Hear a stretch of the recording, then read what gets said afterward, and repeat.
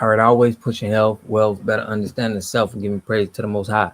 So, check this out. In this video, we're going over the shock value of Kanye West and DJ Akademiks. They did a little talk about the effects of this. I'm gonna go over some points that I thought that was real important with what they were talking about. I did a live show last night. Shout out to everybody who participated in that. If you didn't see that live show, you gotta check it out. We kind of broke it down a little bit more in detail. I'm just gonna show y'all some facts and what he said here and how I feel that Ye just opened up everybody to the problems of having other communities, other cultures have power in what we listen to and what we see on TV, these scripts and movie scripts that we're having them have control over. All right. We talked about in my live show last night, The Color Purple, what impact did that do? And it wasn't a representation that we would have co-signed on. Shout out to everybody who was in my Discord, man. My community, we got the best community in the world right now, and we're just a small group. But I'm talking about, I feel like we can do a lot of impact. It's a lot of knowledge that's coming out of the people that watch my channel and comment and give information. I salute everybody. Gary said something about The Color Purple, and to rewatch that movie and to see the violence that we do on each other on the gender war, because we're talking about gender wars, to see that we got Spielberg writing these movies about us, we got these music execs controlling this drill music and this kill music that we got going on. Shout out to Colin Bell. He sent in our community, he sent where somebody did a decoding of the movie Boys in the Hood, and they were showing us how they indoctrinate us with the hood and dying, and we don't control the narratives of our stories, of our music. We don't own it. And I think that, like I said on my live show, if we had an ADL, a FBA, Anti-Defamation League, like we see with the Jewish community do, they don't allow certain things on their culture. But it's crazy because some of these guys are in control of the movies and in control of the music. And if it was the other way around, the ADL would not support any derogatory images, movies, and music of their people. And Kanye is kind of making this more aware. So even though he say some wild things, it's messages in his madness. And I think this is one to where we're seeing how they're gonna react to this, because we've seen how they react with Kyrie Irving and the discipline and all of that. Okay. But you'll have movies that the ADL won't even speak about. We may have to come together and start writing letters to the ADL and asking these questions. And we can't, because I guess that's just for their community. But why would they think it's okay to have another community? This is why what Ye's doing is so important, because I would love to see, like, what if your community was on TV like that? What if somebody put images of your community on TV and bad images so your community can see your people in this light? I want to know how you would feel about that, and just let it play. So make sure I subscribe to the channel, hit that like button, push me on the algorithm. I greatly appreciate that.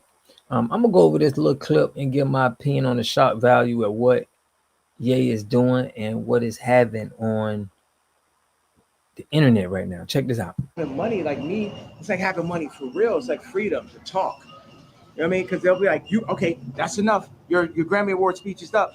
Don't say that. You said that. You know what I'm saying? So now you're experiencing someone who just say everything they want to say, and a lot of people can hear it. And I won't give that up for my life. I give up my life before I gave that up.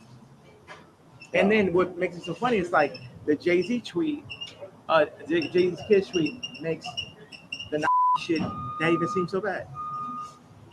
Every week, Yeah, it's yeah, like, yeah, yeah. I feel like people feel like that was like probably the worst tweet you've said.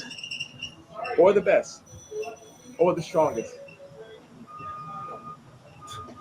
So as you hear, he's saying that that may be the strongest, but we got to think about this, right?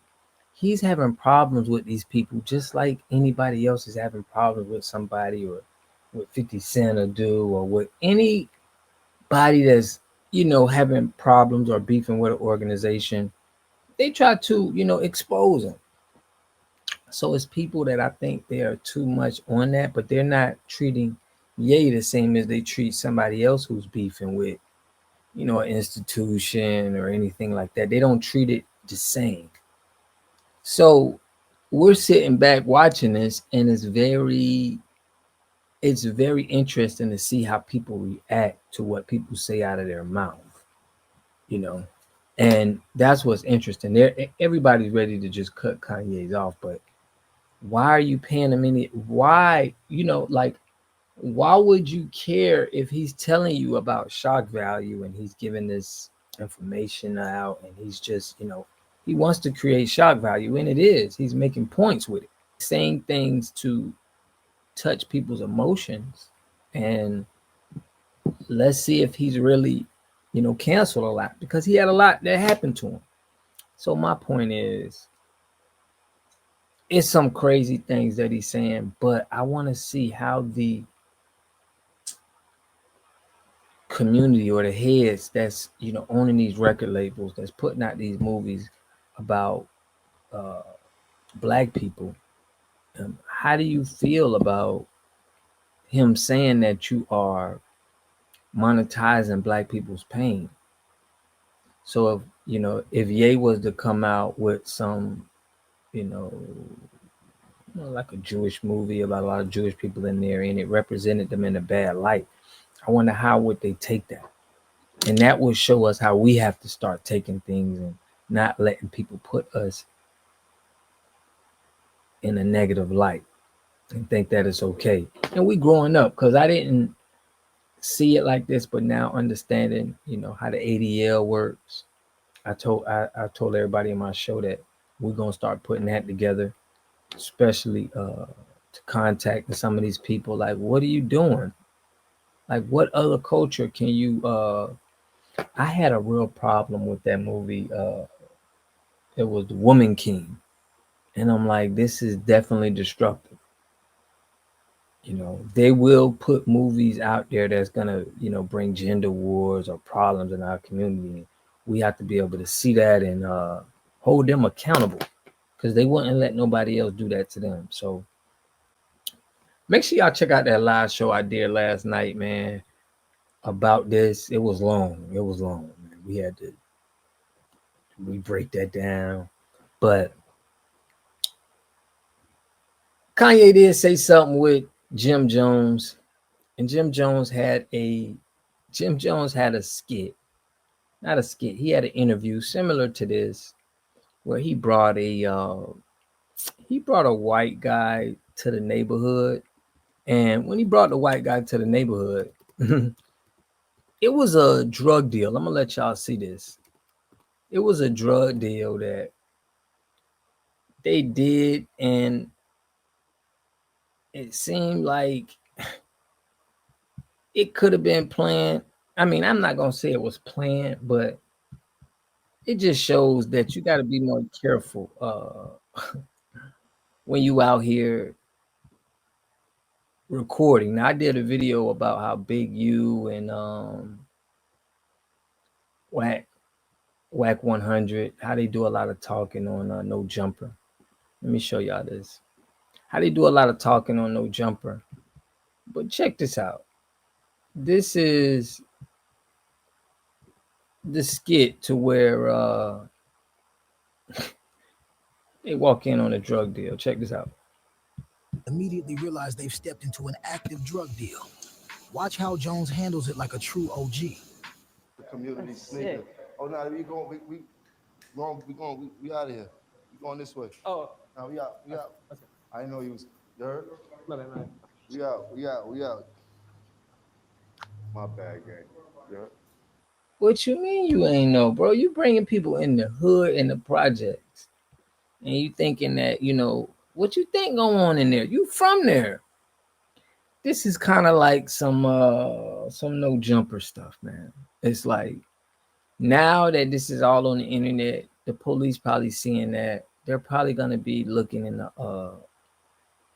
in there for whoever's doing any kind of deals. This is all on the internet now. Why did you even show this part? I mean, it brings more authenticity to your interview, but I think this is a bad look for Jim Jones because it's just not that you want to be, your history with Tekashi 6ix9ine, and you was, that you didn't. Whack 100 was saying that you was the police, and I don't think this is a good look for Jim Jones, nor what Ye said about him having the PDF. So let me know what y'all think about this. You think this is kind of wrong for him to be recording in the hood and to actually put this, to say it was a drug? Like, we don't know what happened. We just said you got to leave. We don't know what kind of deal that was going on, but they actually put this out and said it. So I wouldn't be surprised if somebody went to jail behind this. But let me know what y'all think in the comment section, man. I'll catch y'all in the next video. Peace and love.